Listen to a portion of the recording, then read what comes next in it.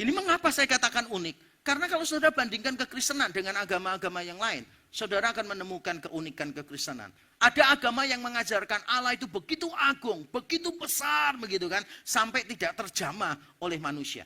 Bahkan kalau saudara berjumpa dengan penganut agama ini, dan saudara mengatakan Allah itu Bapa, beberapa di antara mereka, saya pernah membaca bukunya mereka, beberapa di antara mereka menganggap sebutan Bapa untuk Allah penghujatan. Karena Bapa itu terlalu dekat, sedangkan Allah itu begitu besar, begitu agung. Nah, agama lain mengajarkan bahwa Allah itu adalah konsep filosofis yang abstrak. Ini terutama kalau saudara belajar Allah, agama, menurut filsafat Yunani, Romawi kuno. Maka saudara akan diajarkan Allah itu penggerak alam semesta. Allah itu adalah pikiran semesta. Aduh, abstrak banget sih. Lalu kalau saudara bandingkan dengan agama-agama lain yang mengajarkan Allah itu cuma keberadaan ilahi. Allah itu cuma kuasa yang besar, tapi tidak punya pribadi. Tidak punya pikiran, tidak punya perasaan, tidak punya kehendak. Maka saudara menemukan betapa uniknya kekristenan.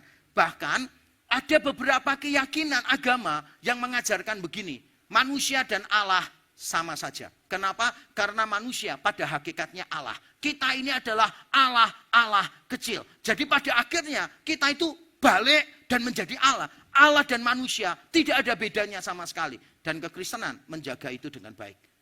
Kita mengakui Allah itu transenden. Dia jauh berbeda dari kita. Tapi kita juga mengakui Allah itu imanen.